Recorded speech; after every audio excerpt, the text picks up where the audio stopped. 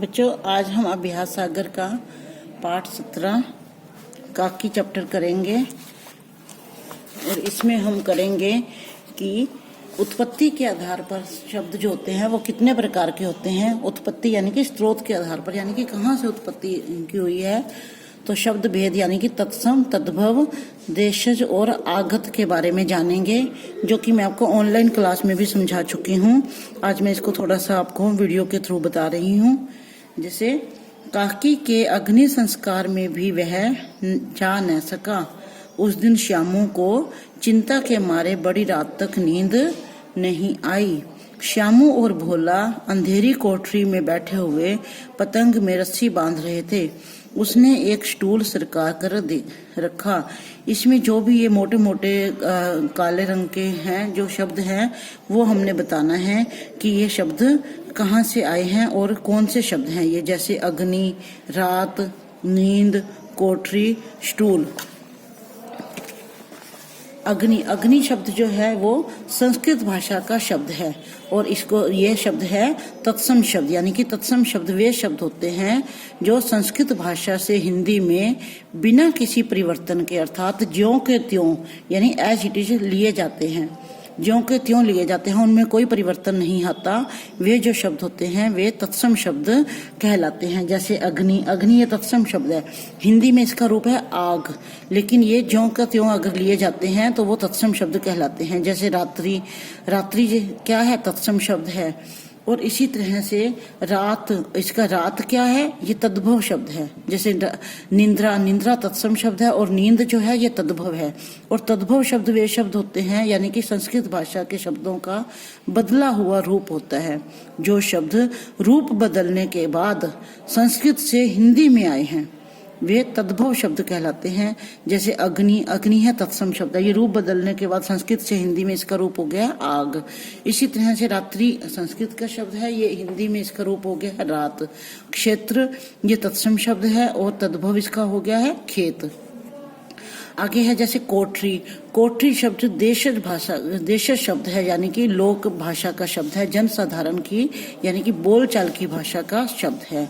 जो शब्द जो क्षेत्रीय प्रभाव के कारण परिस्थिति व आवश्यकता अनुसार बनकर प्रचलित हो गए हैं वे शब्द होते हैं, वे देशज शब्द होते हैं। जैसे हम देशी भाषा में क्या देते हैं, जैसे कोई बाइक होती है या कोई बड़ी तेज बड़ा शोर करता है, ऑटो होता है, कुछ भी बड़ी आवाज आती है तो हम एकदम से कह देते हैं फटफटी, उसको हम फटफटी बोल देते हैं क्योंकि ज्यादा शोर करने के, अपनी भाषा में देशी भाषा में उसको हम बोल देते हैं। तो इसी तरह से जैसे ये है पगड़ी हो गया, गाड़ी, थैला, ये सारे क्या है, ये देसी शब्द हैं, अपनी भाषा के शब्द हैं। और आगे है विदेशी स्टूल क्या है, आगत शब्द है, यानी कि अन्य भाषा का शब्द है, दूसरी भाषा से आया हुआ शब्द है। ये विदेशी जातियों के संपर्क में से उनकी भाषा के जो बहुत से शब्द होते हैं वो हिंदी में प्रयुक्त होने लगते हैं। हिंदी में भी हम इसको स्टूल बोल देते हैं, लेकिन ये क्या है, ये अंग्रेजी का शब्द है, दूसरी भाषा से आया हुआ है। तो ऐसे शब्द जो होते हैं वो आगत शब्द कहलाते हैं। जैसे पुर्तगाल से, कई शब्द पुर्तगाल से आए हैं, कई शब्द इंग्लिश से आए हैं। तो हिंदी भाषा में जो दूसरी भाषाओं के शब्द प्रयोग किए जाते हैं उनको हम आगत शब्द या विदेशी शब्द कहते हैं। तो यहाँ पर इनकी परिभाषाएं दी गई हैं, एक बार आप देखना कि जो शब्द संस्कृत भाषा से हिंदी में बिना किसी परिवर्तन के लिए गए हैं वे तत्सम शब्द हैं, और जो रूप बदलने के बाद संस्कृत से हिंदी में आए हैं वे तद्भव शब्द कहलाते हैं। जो शब्द क्षेत्रीय प्रभाव के कारण परिस्थिति व आवश्यकता अनुसार, जब हमें कोई ऐसी परिस्थिति आ जाती है, कोई ऐसी आवश्यकता होती है कि वो इसी तरह से प्रचलित हो गए, हम वैसे ही शब्द बोल देते हैं। तो जातीय संपर्क के से जो शब्द होते हैं वो होते हैं देशज शब्द होते हैं। और विदेशी जातियों के संपर्क से उनकी भाषा के बहुत से शब्द हिंदी में जो प्रयुक्त होने लगे हैं, तो ऐसे शब्द जो होते हैं वो आगत शब्द कहलाते हैं। जैसे तोप, पेंसिल, स्कूल। अब हम इसको स्कूल को, जैसे विद्यालय होता है वैसे, पर हम इसको स्कूल भी बोल देते हैं, तो ये आगत शब्द है। ऐसे ही आगे है प्रश्न नंबर 2। नीचे दिए गए शब्द समूहों में से तत्सम शब्द पर घेरा लगाइए। अभी हमारे पास शब्द समूह दिए गए हैं, इसमें से हमने देखना है कि तत्सम शब्द कौन सा, उस पर घेरा लगाना है। इसमें आपको थोड़ा बता दूं कि बेटा जो अक्षर, त्र, ज्य ये वाले शब्द जो होते हैं और रेफ वाले जो शब्द होते हैं वो ज्यादातर तत्सम शब्द में आते हैं। जैसे इसमें है सीख, आश्रय और आसरा, तो इसमें आश्रय जो है वो तत्सम शब्द है। 10 कर्म, काम, तो कर्म ये देखो रेप वाला है, तो ये क्या है, तत्सम शब्द है। पैर, सत्य, सच, पैर और सच ये क्या है, दूसरे शब्द हैं, और सत्य जो है ये तत्सम शब्द है। हस्त, फूल, लोटा, अब लोटा जो है ये आगत शब्द है, ये देशी शब्द है। फूल जो है ये हिंदी का शब्द है। हस्त, हाथी, तो तत्सम से क्या है, हस्त, और हाथी क्या है, तद्भव है। इसी तरह से दूध, पानी, पत्र, पत्र जो है वो तत्सम शब्द है। जो इसका हम पत्ता बनाएंगे तो वो तद्भव शब्द बनेगा, तो पत्र है तो ये तत्सम शब्द है, इस पर हम गोला लगा देंगे। आगे प्रश्न नंबर 3 है, नीचे दिए गए शब्द समूहों में से तद्भव शब्द पर घेरा लगाइए। अब तद्भव शब्द कौन से हैं, जो शब्द रूप बदलने के बाद संस्कृत से हिंदी में आए हैं, तो रूप बदलकर ये संस्कृत से हिंदी में आए हैं, वे तद्भव शब्द कहलाते हैं। जैसे हाथी, हस्ती, चरण, तो हस्ती और चरण ये हैं तत्सम शब्द, और हाथी क्या है, तद्भव शब्द। गृह, मिट्टी, दुग्ध, तो मिट्टी क्या है, तद्भव शब्द है। अगर इसका हम तत्सम शब्द बनाते हैं तो ये हो जाएगा मृत्तिका, तो तद्भव है इसका मिट्टी। ऐसे ही जीभ, लोटा, कर्ण, जीभ जो है वो तद्भव शब्द है। अगर तत्सम शब्द में लिखेंगे तो हम जीवा लिखेंगे। सच, बटन, खटिया, इसमें सच जो है वो तद्भव शब्द है। तत्सम शब्द है सत्य। गमछा, मेज, सपना, सपना जो है वो तद्भव शब्द है, और जो हम तत्सम में लिखते हैं तो इसका होता है स्वपन। आगे है प्रश्न नंबर 4। नीचे दिए गए शब्द समूहों में से देश शब्द पर घेरा लगाइए। तो कौन से हैं देश शब्द, जो जातीय उसमें वो हो गए हैं, जो आम बोलचाल की भाषा में प्रयोग किए जाते हैं। भोंपू, चिराग, पत्ता, इसमें से क्या है, भोंपू। घी, थैला, पौधा में से थैला। इसमें पगड़ी, आंसू, तौलिया में से पगड़ी। डिबिया, बेगम, गणना में से डिबिया। तेज, गाड़ी और कर्ण में से गाड़ी। तो आगे है, नीचे दिए गए शब्द समूहों में से आगत शब्द पर घेरा लगाइए, यानी कि विदेशी शब्द पर घेरा लगाइए। तो ये यानी कि जो विदेशी जातियों के संपर्क से हिंदी में बोले जाते हैं उन शब्दों पर, जैसे डॉक्टर, संख्या, स्वामी, तो डॉक्टर जो है इसमें आगत शब्द है। इंग्लिश में भी हम डॉक्टर बोल देते हैं और हिंदी में भी हम डॉक्टर बोलते हैं। तो इसी तरह से सूखा, कॉलेज, माता, कॉलेज जो है वो आगत शब्द है। मुख, हंसी, मशीन, इसमें से मशीन जो है वो आगत शब्द है। खत, सौभाग्य, साग, खत आगत शब्द है। स्वपन, लेटर बॉक्स, बूढ़ा में लेटर बॉक्स जो है वो आगत शब्द है। आगे नीचे दिए गए तत्सम शब्दों के तद्भव रूप छांट कर लिखिए। यहाँ पर तत्सम शब्द दिए गए हैं, इसमें से हमने तद्भव रूप छांटने इसमें। जैसे पादप, पादप का तद्भव रूप क्या होता है, पौधा। दंत का दांत, गृह का घर। सत्य का तद्भव रूप सच। सप्त का सात, और भ्रातृ का भाई। इसी तरह से ये कॉलम में हमारे पास अब तद्भव शब्दों के तत्सम रूप छांट कर लिखे। अब हमारे पास ये तद्भव रूप दिए गए हैं, इसके हम इस कॉलम में से तत्सम रूप छांट कर लिखना है। जैसे मोर, मोर का तत्सम रूप क्या है, मयूर।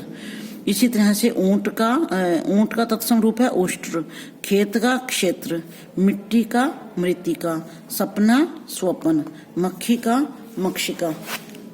आगे है, नीचे दिए गए चित्रों के सामने उनके नाम का तत्सम एवं तद्भव रूप लिखिए, छांट कर लिखिए। अब यहाँ पर चित्र दिए गए हैं, ये हमने देखने हैं कि इस चित्र को तत्सम में क्या कहते हैं और तद्भव रूप क्या है इसका।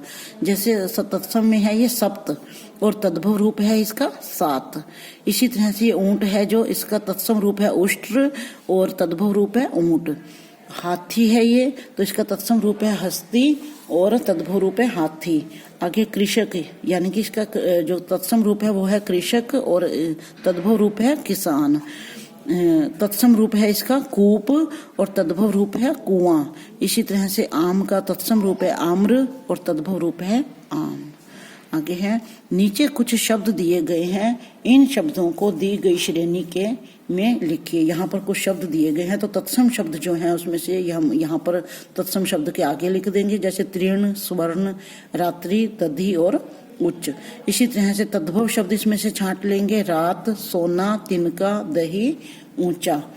आगे है देशज शब्द, गमछा, रपटना, चिमटा और खिचड़ी। इसी तरह से आगत शब्द जो है पेंसिल, रेडियो, बस, कर्ज, उम्र, हुक्का।